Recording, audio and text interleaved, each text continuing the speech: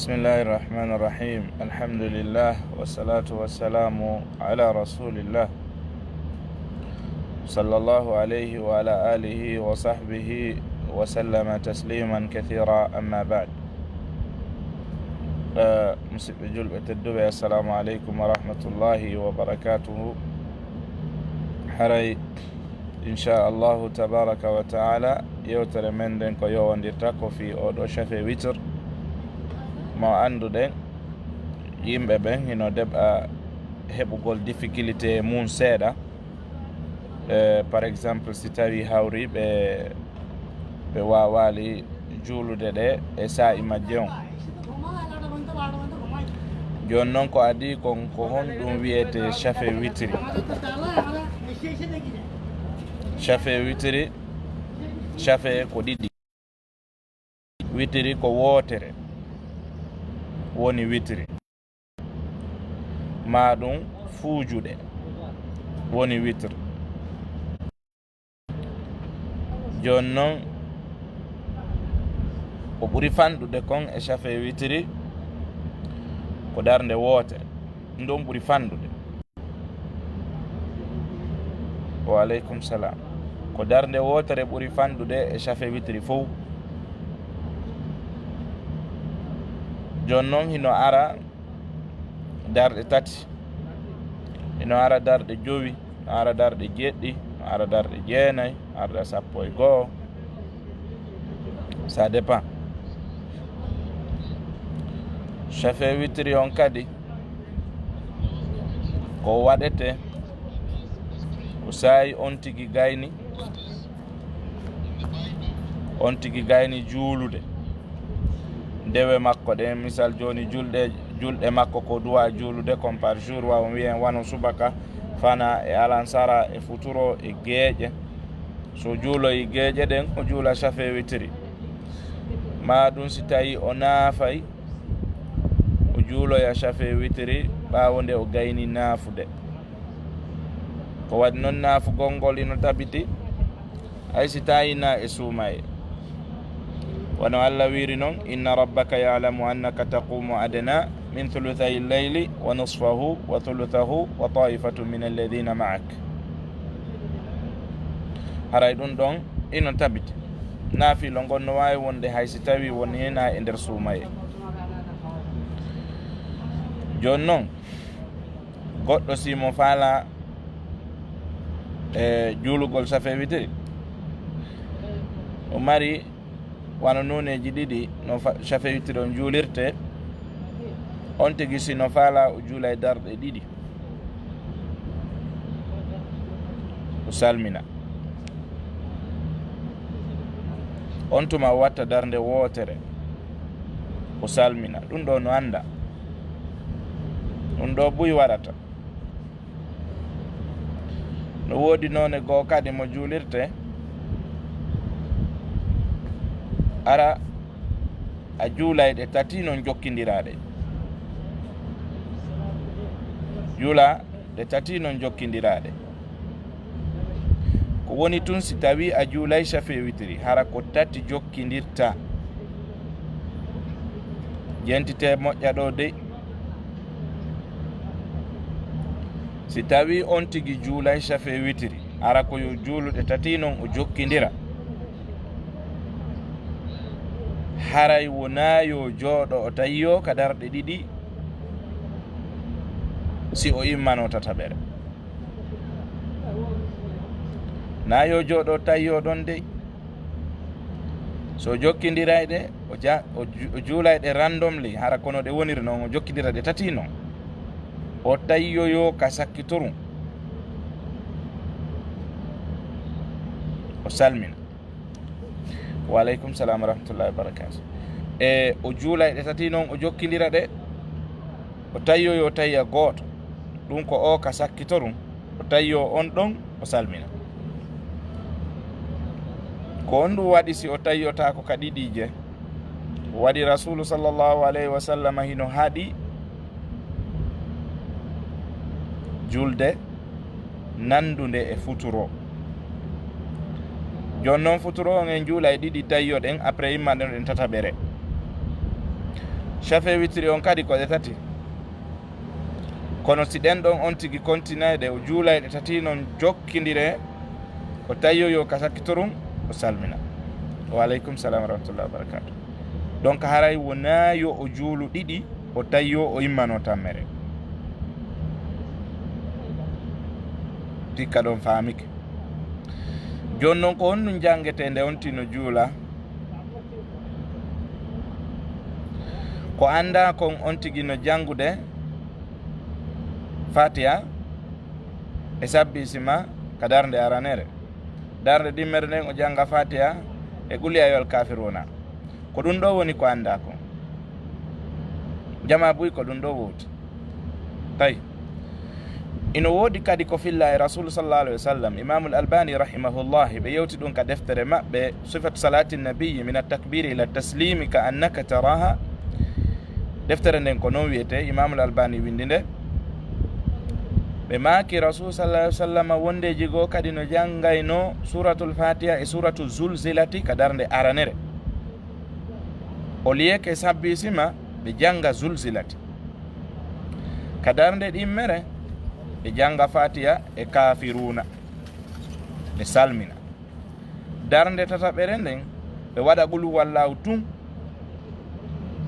ɓe yaruku ɓe yasujudu ɓe salmina, wondeji goo ɓe waɗa qul huwallahu e falaki e naasi e nder darde wotere sakkitine nden tun.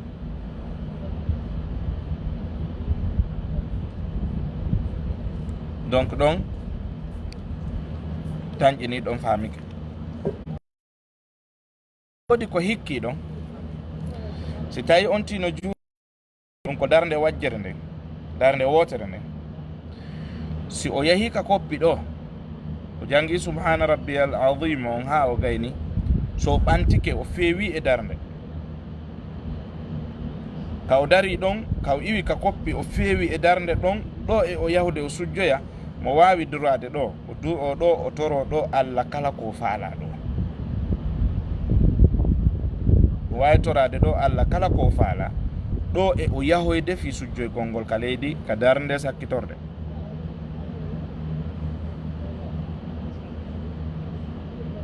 Mi fillito ɗum ɗon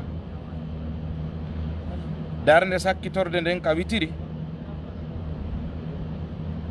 so waɗini o jangi fatiha makko on o gayni, o jangi qul huwallahu o gayni, masi mo faala o jangi qul huwallahu e falaki e naasi o gayni, o yahay ruku ɗo ka koppi, so yahi ruku ka koppi ɗo ka darde nde ɗo nde woni julde witirire, o jangi subhana rabbiyal azim on o gayni, o ɓantike ka o ɓanti ɗo o iwi ka koppi o feewi e darde, o waɗay ɗo du'a yerko o faala o si o yaha o sujjoya, ɗum no selli, ɗum ɗo no selli. Sen iwi ɗon aren e neɗɗo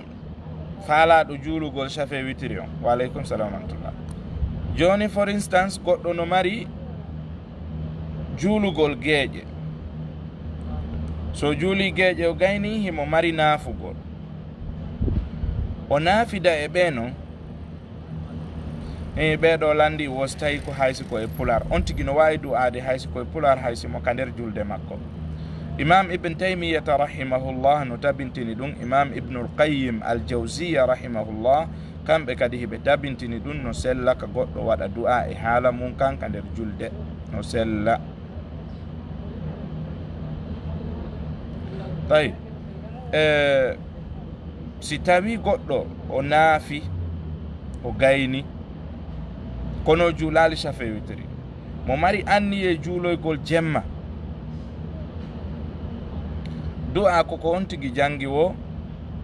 ko on tigi jangi wo ko du'a kanko andi ko num mapini mo, kanko andi ko probléme honnum o mari, yo toro Allah e probléme ko mari kon yo Allah ittanmo, ma ko faala torade Allah yo Allah waɗanmo kon o toro. Ala du'a hertinaɗo wiya ko oɗo tun jangete, ko probléme ma on wonɗa hollude Allah, landoɗamo ko falɗa kon o waɗani.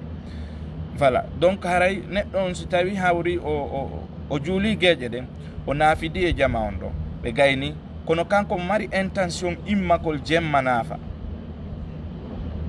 haray wona yo juulu ɗon chafe witiri on, si o juulay ko shafi'eje ɗen ɗum ko ɗiɗije ɗen heddanomo jelu wotere o mara nden ɗon réserve ha si o immoyke jemma o naafi o gayni o watta noon witiriri nden ɗon o ferma dammugal ngal.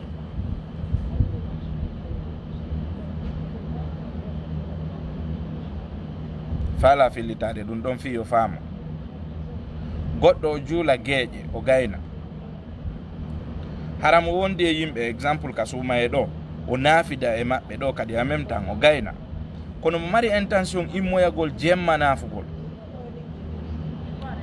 haray ɗo ka o naafidi e ɓeɗo ɗo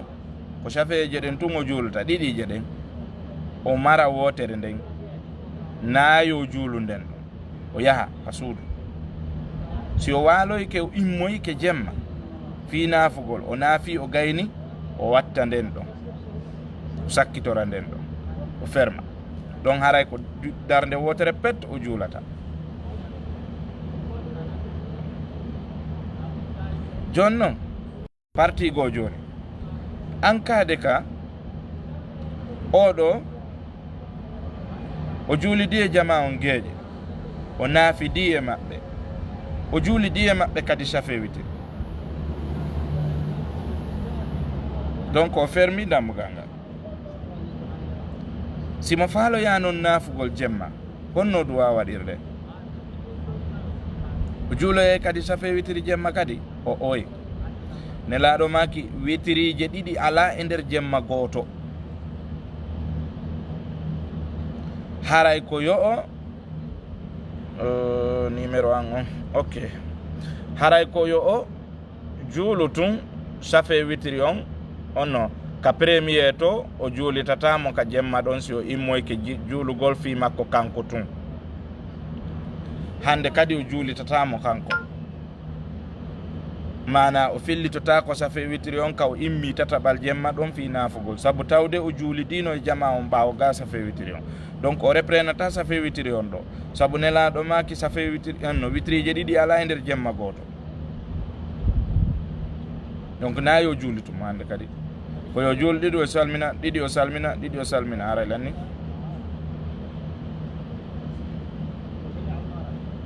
haray ko noon waɗirta mais o wawata ko numéro whatsapp on no ƴette on donc on ɗon mari whatsapp on haray o wawata fillitade on no wiyete witrije ɗiɗi e nder jemma goto joni noon aren e neɗɗo go'o kadi oɗo neɗɗo kanko juulu geeƴe ɗen o anniyi o naafoyay so naafoyi o juula e ɗon wittiriri nden o yahi noon o waali tun o ɗaani ko finoy ɗon tay subaka heewi kon no gerdata o juula e subaka fewndiɗo on kono juulata safe witiri o joni noon ko honde sahi o yoɓata safe witiri on ko si tawi nangue yalti ka fandu magge ko ɓe wiyata kon sunrise si tawi nangue yalti ka fandu magge weeti hakkude ɗon e fana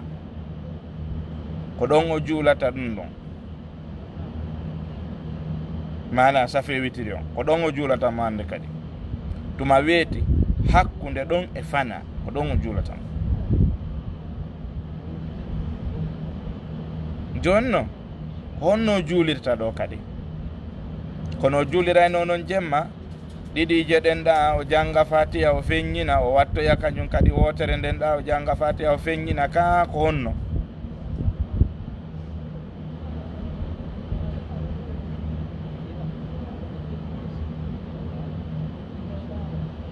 ɓeɗo landi woɓe wondi e woɓɓe ɓe tawata ɓen ɗon hoorata kamɓe noon hooroɓe haray ko honno ɓe hani wawde koyeɓe wonde e maɓɓe ɓe gollida e maɓɓe yer ko concerni ɓe kon ko tawata ko yowodiri e korka maɓɓe kankon ɓe wonda e korka maɓɓe kan hara kamɓe ɓe taƴirali saabu ɓeeɗa si tawi ɓe ɓeeɗa okkoriɓe ñamete so tawi ñamete on no daggi ka ɓe ñama ɓe wawi ñamde ella ala e muɗum si ɓe ari kaɓe hundoto ɗon ɓeeɗa hino ha ton jine ñamugol ɓe ari ɓe tawi ɓe ɗo yo ɓe ñami ɗo ellala e muɗum hay hunde ɗum ɗon affectata korka mon kan hay hunde. Donc on ɗon neɗɗo witiri makko on ko juulano kon jemma, joni o woni ha weeti ko yo accu ha nangue yalta ka fandu magge ko wiyeteɗon sunrise, gila ɗon heɓi ka fana hakkundere ɗo nden o juulata on ɗon chafe witiri. Kono ko onno juulirta yentiteɗo kadi moƴƴa, ɗo kadi no waɗi complication seeɗa. Mo famali mi fillitoto, si on ti famali ma o yejjiti o yiltitoyo ka vidéo. Si tawi on ti ko tatije ɗen accuno yentite moƴƴa de, si woni ko tatije ɗen fof wonno o juulali jemma, ko safe on e witiri on fof woni o juulali, o wonɗo e yoɓude ɗo bimbi o juulay ɗe 4. Wa aleykum salam wa rahmatullah. Joni ko jelo o accuno ko tati, kanko wonɗo e yoɓude bimbi ɗo on o juulay ɗe 4. ɗe 4 ko honno juulirta ɗe? O juulay 2 o salmina, o juula 2 o salmina, o sépara ɗe, o janga kadi o suuɗa, wona yo feññi.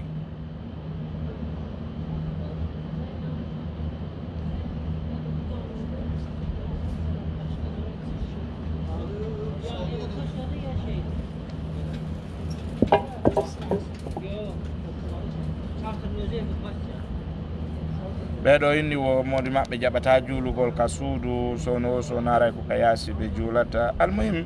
si tawi woni ɓe juulude na probléme, onon juule ka suudu.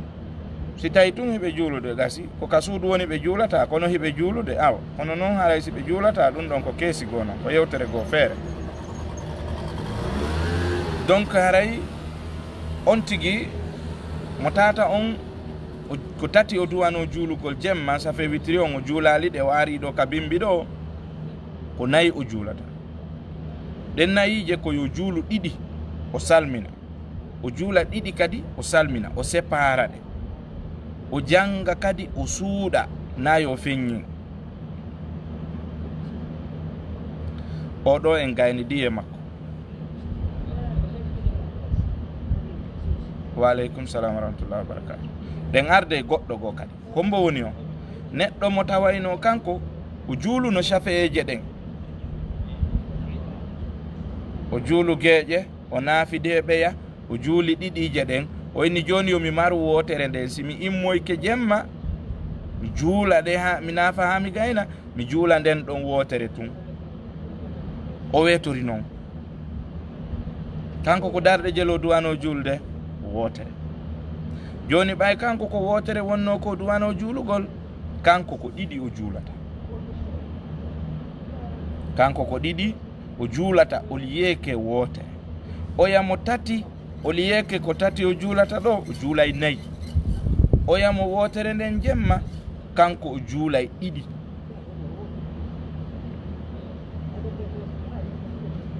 ɓeɗo landi si tawi safe witiri on ko farilla kana farilla, safe witiri on na farilla ko sunna. Kono karamo ko ɓen no wi o yoɓete. Imam Ahmad ibn Hanbal ka fiqhu makko ɓe wi o yoɓete. Imam Shafi'i rahimahullah ka fiqhu makko ɓe maki yoɓete. Imam Ibn Taymiyata rahimahullah ɓe maki yoɓete. Imam Nawawi rahimahullah ɓe maki yoɓete. E karamo ko ɓe goo kay ɓeɗo mi jonnon tun exemple, haray ɓeɗo on fof no wi yoɓete. Wa aleykum salam wa rahmatullahi wa barakatuh. Donc mi yiltito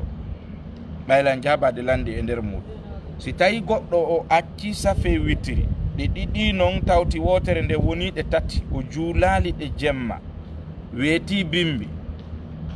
ko yo juuluɗe hakkunde ka weeti ɗon e fana on, o juula ɗe 4. ɗen 4 o juula 2 o salmina, 2 o salmina, ko gorko o suuɗa, sonnajo kan no anda o suuɗay. siko juulunoɗo shafi'ije ɗen 2 ɗen kono mo acci wotere, nden ɗon woni o juulali. Haray nden wotere ɗon ko nden ɗon o juuloyta ga kono wona wotere o juulata ko ɗe ɗiɗi, ko ɗe ɗiɗi o juulata o suuɗa. hi naafilo jama ɓe feññinayi, imamujo on feññinanayi ɓe ɓe nana,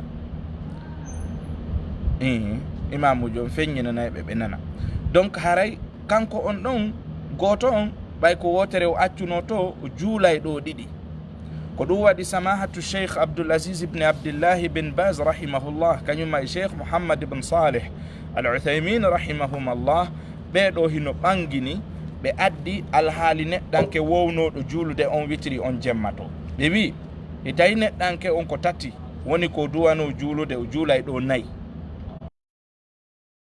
i on ti ko jowi wowno juulude to o juulay ɗo jeego'o, o juula ɗiɗi o juula ɗiɗi o juula ɗiɗi. konto ɓe itti o dalil, o dalilu ɗo ka ɓe ittimo kaka hadith nene Aisha radiyallahu anha, ka nene Aisha maaki wondema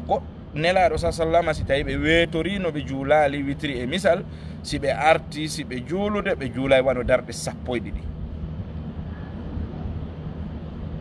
on to dalil on woni ɗo darɗe 12. on to dalil on, dalil on ka woni ko ka tawno nene Aisha radiyallahu anha ɓe makino e hadith wondema nelaɗo sallallahu alaihi wa sallam a feƴƴinali naafilo darɗe 7. jon noon ɗen darɗe 7 ɓe ɓeyday ɗon darɗe 3 wona darɗe 11 jon noon ɓa ko darɗe 11 c'est à dire hiɗe fuuji ɓe watta e wotere wona 12. alors neɗɗo on si tawi woni ko darɗe 3 o duwano juulugol, himo mari juulitugol ɗe ɗo ko 4 o juulata wona 3. siko wotere o heddinno to, simo juulude ɗo ko 2 o juulata wona wotere. lande ko faala ɗon kon Jaaja Aissatou Diallo. donc haray ko non o yarata ka sengo witiriɗo. haray on tigi wona yo derfu waɗugol witiri on no hani waɗede. karamokoɓe ɓe wi o yoɓay, wona kafigo Imam Ahmad ibn Hanbal ɓe wi o yoɓay. ɓeyni wo si tawi ɓe landike modi maɓɓe yo luttu ka suudu ɓe naafida ɗon ɓe jaɓata, kamɓe ɓe força situation ɓe yalta ɓe yaha ɓe naafoya ka yaasi. aray wona probléme, hiɓe wawi naafoyde ka yaasi, onon naafon ka suudu nde hetti ɗo wo. numéro an on mi waɗimo dow bela ba, ok mi waɗi numéro an on dow, himo dow ndaremo ka commentary dow on ɗon no mari imo no mari whatsapp. so tawi kadi mi fillotomo ɗo na ella habbe mi windamo ɗo kadi. donc haray ko raɓɓiɗi kon chafe witiri on no hana juulede. haray ko ni kadi woni ko yarata wano wiruɗen noon, himo yaha e fuujuɗe, himo wawi wonde 3, himo wawi wonde 5, himo wawi wonde 7, himo wawi wonde 9, mo wawi wonde 11 ainsi de suite.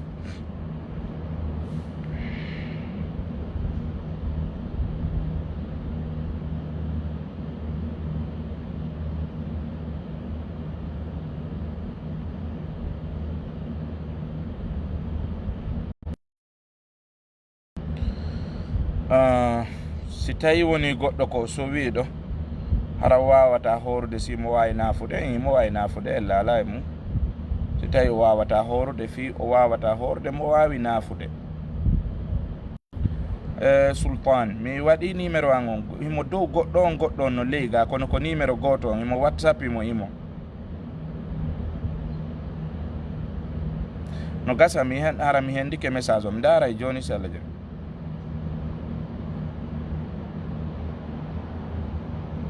ɓeɗo landi fi ko wiyete kon waɗugol darɗe 4 adi juulugol. aray koɓe faala landade ɗo ko wiyete kon sunanu rawatib. sunanu rawatib ko darɗe 2 ka subaka. yimɓe kadi no heɓa o complication ɗo, est ce que darɗe 2 jeɗen ka subaka to ɗeya fajiri jeɗen, si on tigui juula subaka on, ɗeɗo no tawa e sunanu rawatib on ka tawa kano tawa. karamokoɓe ɓen no wi sa juuli ɗeɗo hiɗe fuɗɗanoma kanje sunanu rawatib on, manana a juulu goɗɗe go juula ɗeɗo si a juuli ɗe hiɗa wawi considirde e nder muɗum kañum kadi sunanu rawatib on, ɗe fuɗɗo wona kanje 2. si a aroyi ka fana juula 4 adi a juulude fana, ɗum ko ya juulu 2 salmina. juula ɗiɗi salmina on tuma noon juula fana si a gayni fana juula ɗiɗi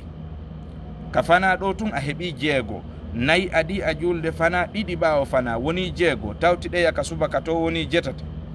diwa alansara aroya ka futuro sa juuli futuro on waɗa ɗiɗi a heɓi sappo adi a juulude geeƴe waɗa ɗiɗi a heɓi sappo e ɗiɗi nelaɗo maki mo respecti ɗeɗo e nder ñallal ngal o mahante suudu ka nder aljannaji ayib haray ko ɗum ɗo ɓeɗa winduɓe ɗa mi famali siko espagnol ska ko portugais ɓe windi ɗum ɗon mi wawata janngude oɗon Hadji Aissa Diallo ɗo wawi landade question mon on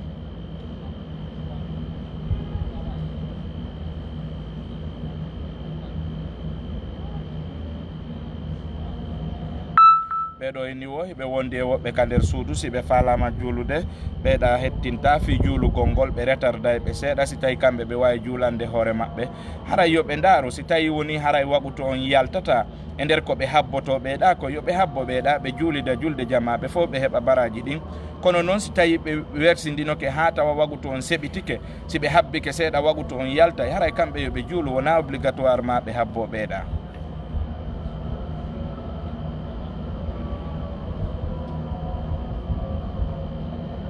o palable ɗo mi famali ɗum ɗo mi andali ko fandi ɗon e palable on si mi andu ɗum ɗon mi wawayno andude si bonna e suumaye e si bonnata kono mi famali konngol palable on naafugol goto no sella naafugol goto on tino wawi naafude kanko tun wona ella si o heeɓi noon jama ko ɗum ɓuuri labede baraji ɗin ɓurta e ɓeydade kono no sella kaw naafa kanko tun ella ala hajja hawwa on participe ka bayana ɗo on ɗo tañƴini haray ɗo hiɗon nande hiɗon suti ko heddi kon on yiltoyto e vidéo on ɓaaw nde fuɗɗo ɗon mo kaw fuɗɗi ɗon on famay on tuman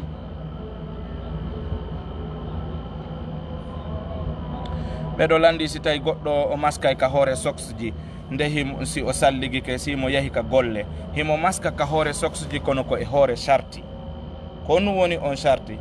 ko yo taw hara fewndo ko o yaltata ka suudu o salligino ha moƴƴi o looti koyɗen tawi on tuma wattaki soks ji ɗi o looti koyɗen ka salligi makko ɗon si o gayni après noon o watti soks ji ɗin o yalti si o yalti ɗo si salligi makko on boni mo wawi maskude ka hoore e soks ji ɗon embere 24 heures siko wonande neɗɗo jooɗiɗo siko neɗɗo wonɗo e voyage ude ko 72 heures ɓe newnanimo maskugol si ɗum ɗon timmi o itta tarawih ko jelu ɗum ɗon ça dépend tarawih no woodi ha wano jetati woodi sappo e ɗiɗi sappo fof no udditi bal no yahi e riwayaji goo ha 36 wano e zamanu seydina Umar bun Abdul Aziz donc haray ko raɓɓiɗi kon tarawih on no udditi si on tigui no wawi juulude mo gila 2 4 6 7 sappo e ɗiɗi sappo e nayyi sappo e jeegom sappo e jeetati nogay ha wano noon ɗum ɗon dambugal ngal no udditi question mon on onon ɗo Potifar mi anditali question mon on artiremo kadi yaafo ɗon gasaraw ƴawi dow mi yaalimo hari ok Modi Gando haray on yiltitanto vidéo on si min ni mi yiltitoto ɗo e yewtere nden fof kadi en tongoto ɗo on yiltitanto vidéo on ɓaawo si Allah jaaɓi ƴettonmo kaw fuɗɗi ɗon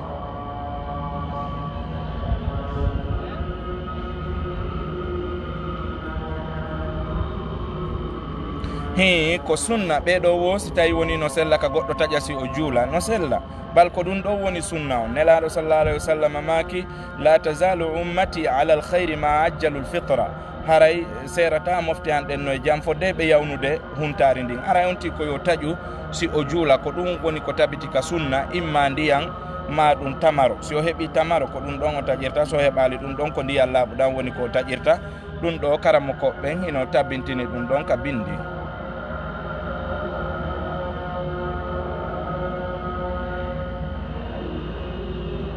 ɓeɗo landi wo kon woni ñawore neɗɗo mo juulata sa koyo on tigui juulu bal karama koɓe goo no wi goɗɗo si o juulata safe witiri o ƴettatake hay seede si tawi ari ka seedintinte goɗɗo kanko o noddetake seede saabu ara seede yagal makko ngal timmande wonno o juulata safe witiri kono ara yonti ko hani kon ko yo timmi golle ɗen fi yo Allah jaɓanmo.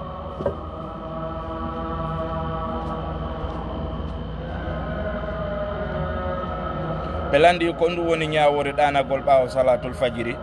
e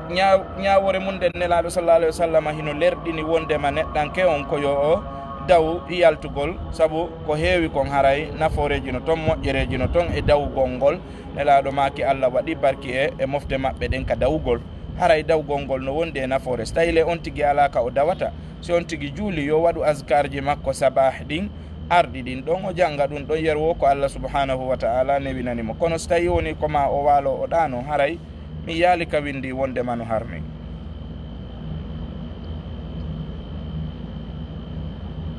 ɓeɗo landi safe witiri on si tawi ko sappo ka ko 12 no yahi wano wootere ma ɗum 3 ma ɗum 5 ma ɗum 7 ma ɗum 11 ma ɗum on no 9 ma ɗum 11 wano ordinal number on hara ɗo tigi tigi on no fuuji ko ɗum ɗon woni safe witiri on.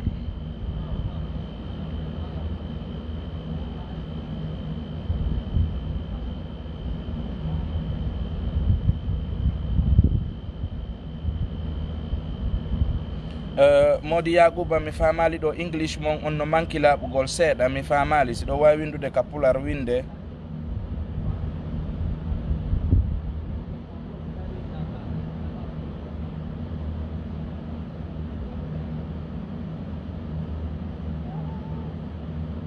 darnugol julde à chaque prière haray hino hani ka darne tama hatu Cheikh Abdoulaziz ibn Abdullah ibn Baz ɓe maki noddi gongol e darnu gongol ɗiɗo ɗiɗi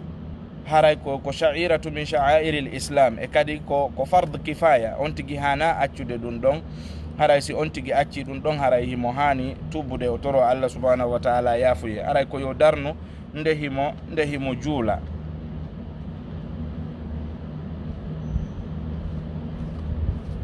Hein 2 plus 3 plus 3 2 plus 5 plus 3 1 ɗo 7 10 waɗe wotere wona 11 ɗum ɗo woni sunna o ma yiltito ɗon ɓawo wona 9 numéro on Elhadji Oumar no leyi ma ɗum dow ndare ɗon numéro an o mi waɗimo toon. Diallo Saydou ni bindi mon ɗin ɗo mi famali ɗi siko espagnol e siko no mi wata jangude ɗum ɗon. numéro on no toon abbe am windita ɗo numéro mi windimo nokkel ɗiɗi.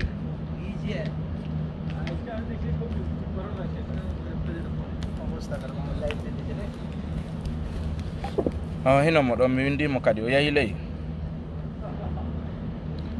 Ok din Diallo numéro on yahi mo ley ndare mo ley.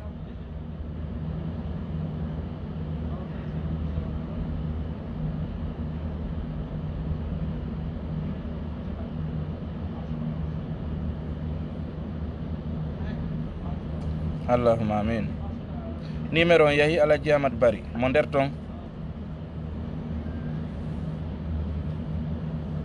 Way docco on wona fo famata min ɗon famata no. Oh God. Numéro on leno ga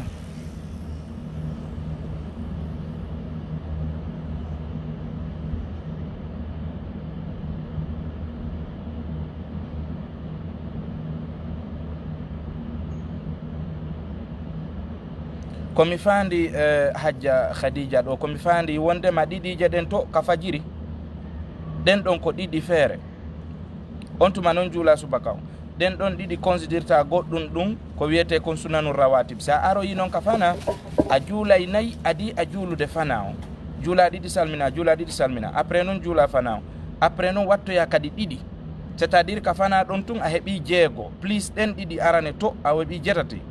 après continue yanano diwoya noon asri on ɗum ko alansara on juuloya ka futuro to tuma salminɗa futuro on ɗiɗi a heeɓi 7 on no 10 après noon juula kadi ɗiɗi adi a juulude gueƴe c'est à dire a heeɓi 12 ko ɗeɗo nelaɗo ma kisunanu rawatib mo heeɓi ɗeɗo haray o mahante suudu ka nder aljannaji.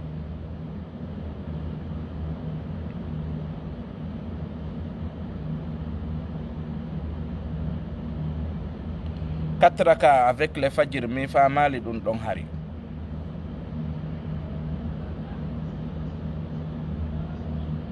neɗɗo fesanowo Allah subhanahu wa ta'ala nelaɗo maki yeeso makko ngon natata yiite so tawi woni ko fi Allah o fesiri.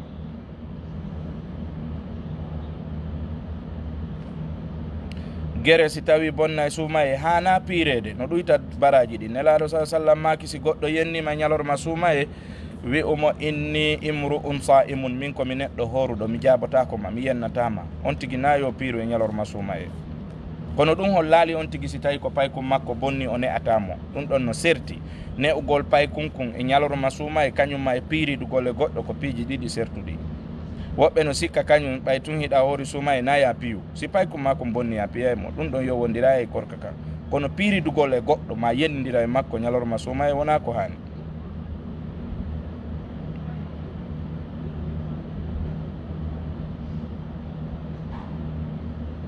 ok onon modi Alsayni Diallo mi yeetike on ko waɗo ton kon si tawi hawri ko e nder wagu to on hiɗo wawi ɓe habbade on fof juuli ɗon heɓon baraji ɗin si tawi woni on daari on tawi wagu to yalta e kamɓe ɓe considéra ha feƴƴiti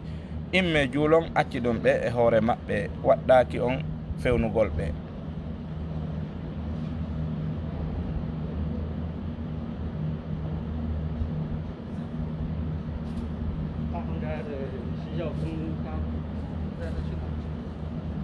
moƴƴa so Ramadan gollugol e place mo tawata beere hino yeyede nder toon wona ɗon kasiya on haray ɗum ɗon mi wasiyota ko on ɗum ɗon on tiyo ɗaɓɓu golle goɗɗum ngo.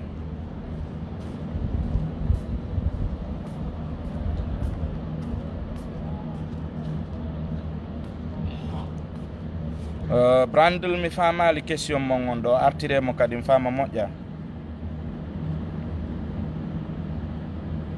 juulugol ngol fof ka suudu toon si tawi woni ko fewndo alhaali ɗo kaɓe wi on tigui wonu ka suudu toon no hani si tawi na ɗum ko yonti juuloy ka juulirde tentini gorko amma sonnajo no sella kaw juuloya ka juulirde nelaɗo sallallah alih w sallam maki la tamna'u ima allahi masajid Allah o taw haɗu horɓe Allah ɓen juuloygol ka juulirde. haray message ji gomi ala ɗe yiide en cas mi jabaki question on ti on haraw seytinali.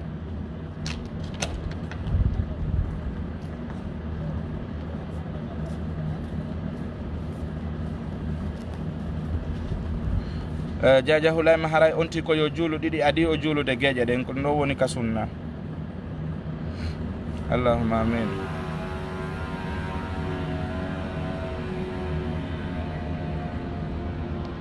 Quand quelqu'un a fait bagarre mo ƴaka ñalorma suuma e onti wonu e sérieux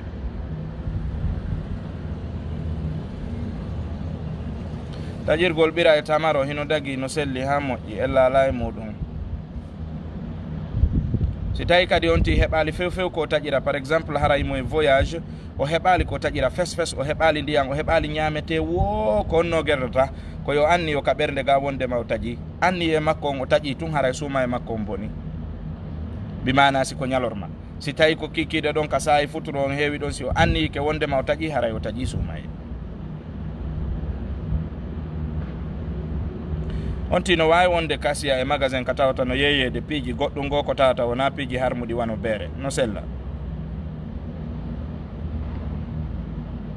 Allahumma amin.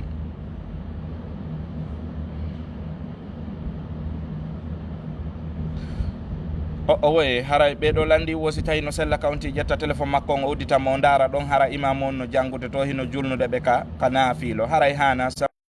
Aziz bin Baz rahimahullahi ɓe haɗi ɗum ɗon ɓeyni on ti yo accito haqqille makko ɗen e ko yawoni janggude kon o terto téléphone makko on yurnagol ɗon jokkita.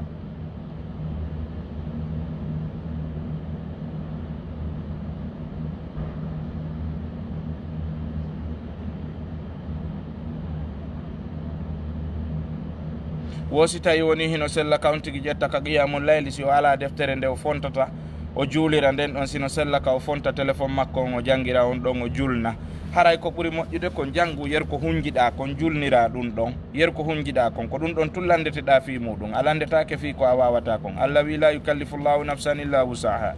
Allah wi kadi faqra'u ma tayassara min alquran jange ko ne wani on kon immorde qur'ana on donc a oblige aka ko a wawata kon.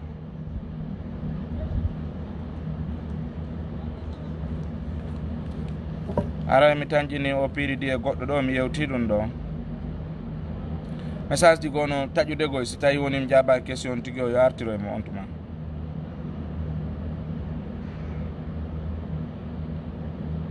noddingol kanowru si tawi on tigi jibini no sella no filla e nene aicha radiallahu anha yewtere nden kadi no ka deftere imam ibnul qayim al jawziya rahimahullah ka tuhfatul mawlud bi ahkamil mawlud mo jantimo ɗon haja mariam balde ɗo waylandade question mon o winde ɗo si tawina ɗum ƴetton numéro on addu on ka whatsapp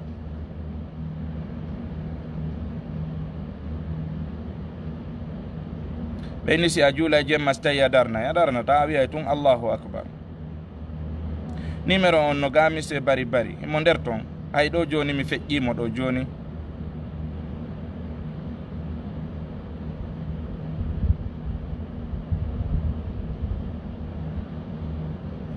ɓeyni wo si tawi no wawi wonde kami juula seeɗaje ɗo mi mara ɗeya ha jemma mi immoyo kadi mi juula ɗen ɗon no sella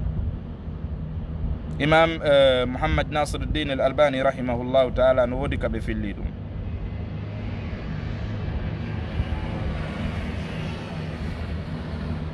so tawi on tigi no wawi juulirde jemma à partir de 1 heure ma 2 heures ma 3 heures tarawih no sella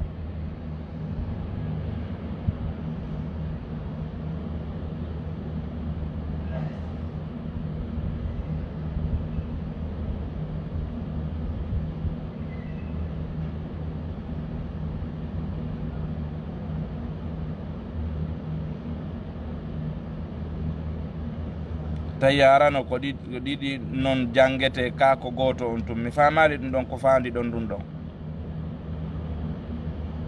indicatif numéro an on ko plus 966 numéro Arabie Saoudite 966 56 383 74 88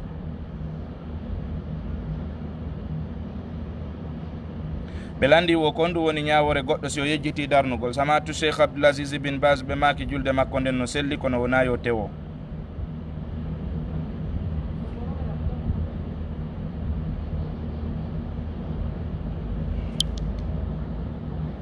oh sorry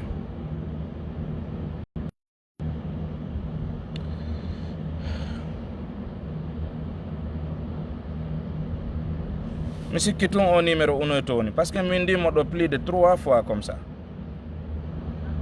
an noon commentary ji ɗin sino ɗuuɗi goyo jippoy to ley on ti koyo yiltito ka commentary ji ley ndara voilà le numéro encore o yahi ley donc on ti no wawi ndarde ley Diallo Khalifa on wi ɗon faala yewtudude am mi ajutino oya numéro mon mo jonnuno ɗollam mi yaali on donc ɗo wawi ajutude lan onon ka numéro an yewtollan ko falɗon ko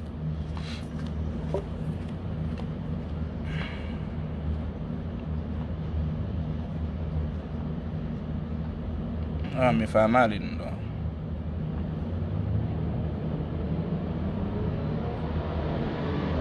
ɓeɗo inni wo si tawi on tigui weetori juulugol rakata il fajiri on si o salmini subaka on mo wawi juulude ɗon hi karama koɓe gon o holliri noon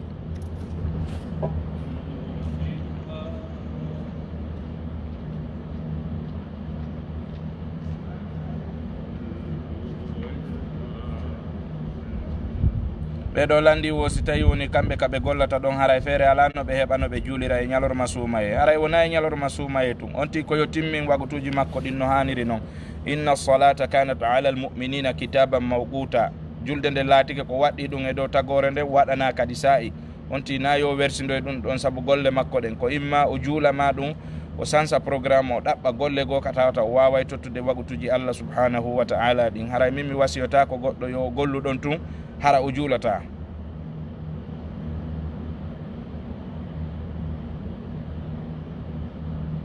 ɓeɗo landi wo si o heeɓi sujudere kaw jangi qur'ana ha o hewti e sujudere si o sujji ka leydi ko on ɗum o jangata karama ko ɓen no yewti ɗo konguɗi ɗiɗi woɓɓe goo no wi wo ko yo wiu sajada wajhiya lilladi khalaqahu wa shaqqa sam'ahu wa basarahu bi hawlihi wa quwwatihi fatabaraka llahu ahsanul khaliqina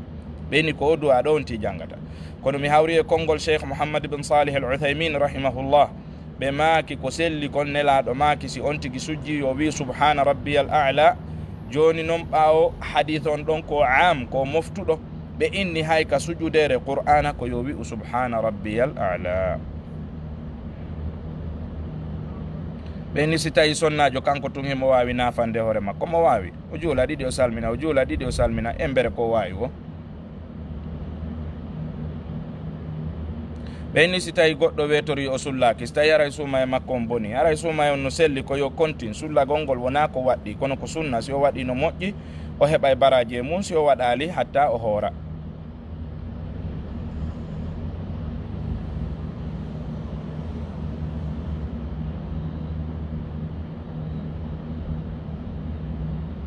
ɓeyni wo kaɓe gollata ɗon musique fijinta ɗon moƴƴa non ɗum ɗon hatta si tawi on tigui heeɓi feere kaw juulata de ke ɓandu makko no laaɓi conci ɗin no laaɓi nokkuru nden no laaɓi o salligike yo waɗu hakkille makko ɗen e julde nde yer wo ko wawi o juulana Allah wagutu makko on kono ta yo accir julde nden sabanede ma ɗum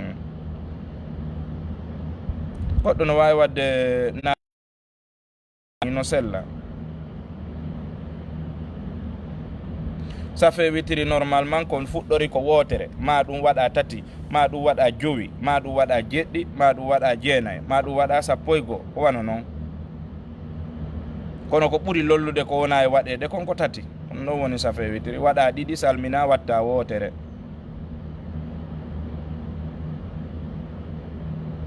fijugol lodo e ñalorma suuma e moƴƴa bal fijugol lodo haysina e ñalorma suuma e no harmi allah wi innama alhamru wal maysir wal ansab wal aslamu rijsun min amali cheitani fajtanibuh laallakum tuflihun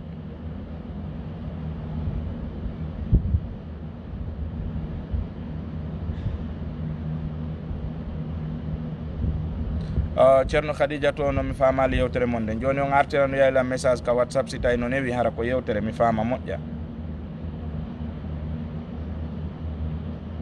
allahumma amin salatu tasbih min mi anda ɗum ɗo e sunna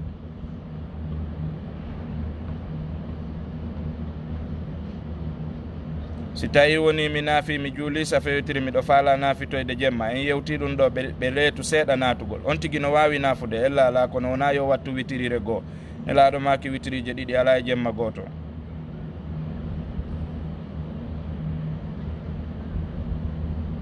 si tawi woni on tigui sella himo wawi jooɗa dew juula hino sella kaw juula woni sonnajo woni gorko si o sella mo juula so tawi ko ɗum ɗon wawata newanade mo fiyo juulu sonnajo goto kanko tun mo wawi wadde tarawih en yewtino ɗum ɗo o waɗa ɗiɗi o salmina o waɗa ɗiɗi o salmina ha kawronki o watta witirire nden aleykum salam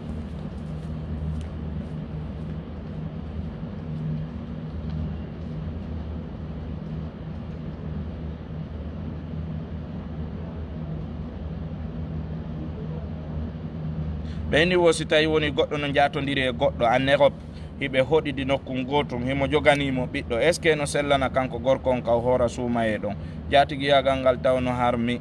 wondugol e jatigi mum no harmi heɓidugol ɓen ɗon ɓiɓɓe no harmi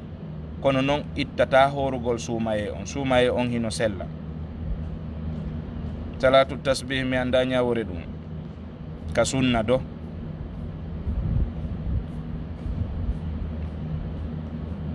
ɓeyni si tawi imamu ma on wawata fatiha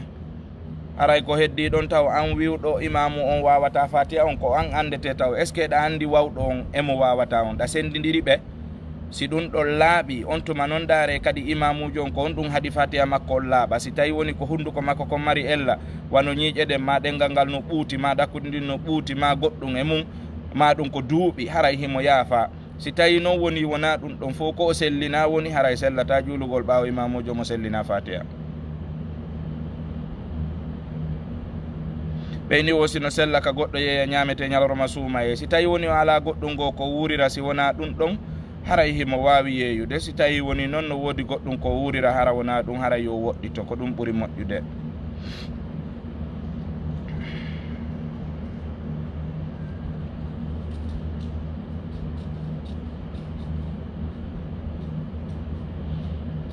on tigi no maska ka hoore soksiji ceerno mamadou diallo mi yewti ɗum nane minni on tigi no maska ka hoore soksiji kono koye hoore sarti hara on ti sallike ha moƴƴi si o watti soksiji ɗin o watto soksiji ɗin noon o yaha salligi makko bonoya ɗon himo maska e soksiji ɗin si wona e voyage o woni himo maska 24 heures si tawi koye voyage o woni haray himo maska 72 heures ɗum ko 3 jours